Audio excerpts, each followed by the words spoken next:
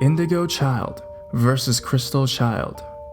The term indigo child was first coined by a psychic named Nancy Ann Tapp, who was deemed to have synesthesia, a neurological phenomenon in which one's stimulations of one's senses will lead to an automatic response of a secondary sensory. Simply put, Nancy Ann Tapp and others with this rare phenomena are able to taste color.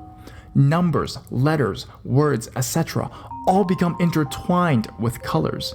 An example is, some individuals with this phenomenon will think of the number 8 and will associate that with the color green and will intertwine the two. Or they may feel that the emotion of confusion is purple, and the two is intertwined that when they're confused, they can feel the color purple. It's hard to explain, especially for people who don't have it like myself. Anyways, it might sound a bit outlandish, but recently scientists have accepted that synesthesia is actually a phenomenon with neurological basis and not just a mental illness or something completely ludicrous. So back to Tapp. She was the first person to discover and popularize the term indigo child because with her synesthesia, she was able to see a specific color and aura around groups and groups of children, in which she deemed the indigo aura. Children with what she deemed to have the indigo aura have been identified to have a very specific and unified characteristics. This include being very empathetic. Examples of this are found online and are stunning. These children of ages 5 or under will tell their parents not to eat meat because they believe that the lives of beings of Earth are precious and that war is ravaging this great planet they call Earth. Basically, it's extraordinary that at such a young age, while not receiving any sort of input on humanitarianism, are able to deliver such powerful messages. Indigo children are very strong-willed. Indigo children are very curious. Indigo children dislike the oppression of authority at a very high level. Basically, they do not like to be controlled by the strict cookie-cutter rules of society. Indigo children are very intelligent. Despite this, there are downsides to being labeled an indigo child, as stated in the New Age terminology, because these children are so different and extraordinary, they are often perceived to be weird or ostracized by others. Also, indigo children have a very common trait of feeling entitled and have a strong sense of purpose to change the world. Sometimes that strong will is not met with good response by peers and parents alike. Thus, indigo children will feel a sense of depression that no one understands them, especially during their teenage and formative years.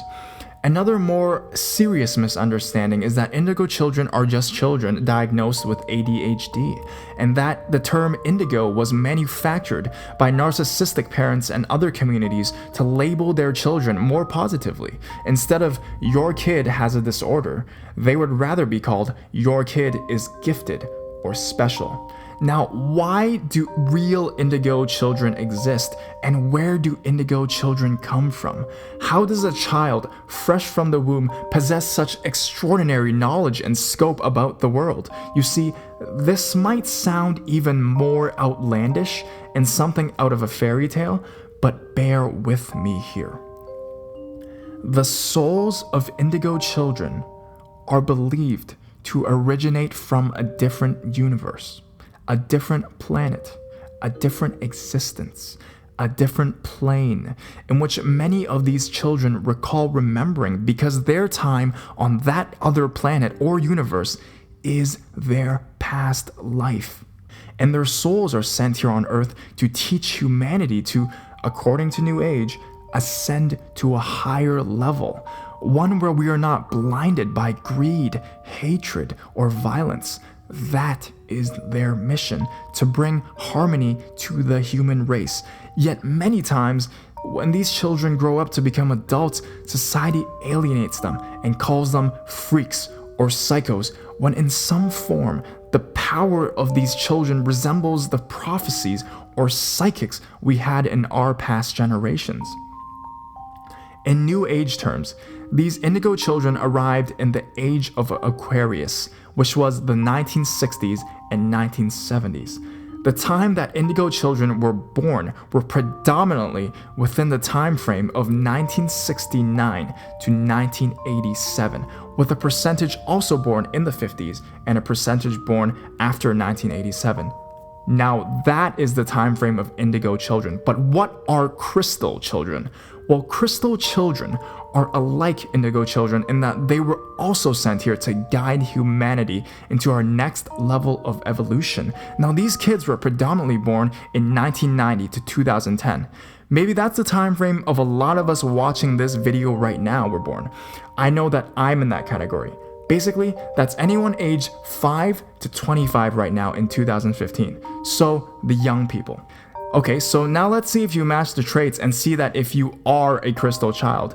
Well, the traits of a Crystal child include large, communicative eyes and an intense stare. Crystal children are very affectionate. Crystal children love music. Crystal children love animals and nature. Crystal children are very artistic. Crystal children are very generous and forgiving. Crystal children dislikes bright or natural lights. Crystal children were very clingy to their parents in their childhood. Crystal children have no troubles with worry or fear. They don't really react to fear. Crystal children enjoys studying philosophy. Crystal children dislikes fighting or arguments. Well, personally, I have a large number of those traits, and I believe many people of this generation do. Is it coincidence, or are we really reincarnated alien souls from another planet? Which is true, and is this all just a huge scam?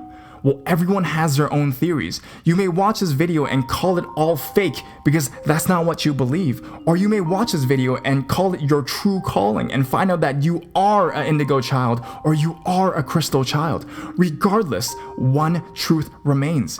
It's that new age concepts have found a strong base of support in recent years, and that this fascinating topic should be examined and talked about. That is the reality, regardless of if you believe this or not. Personally, I am by no means an expert on this topic. I'm just someone who finds this viewpoint fascinating, and like all supernatural and unusual things, it adds a sense of creativity and wonder to our world.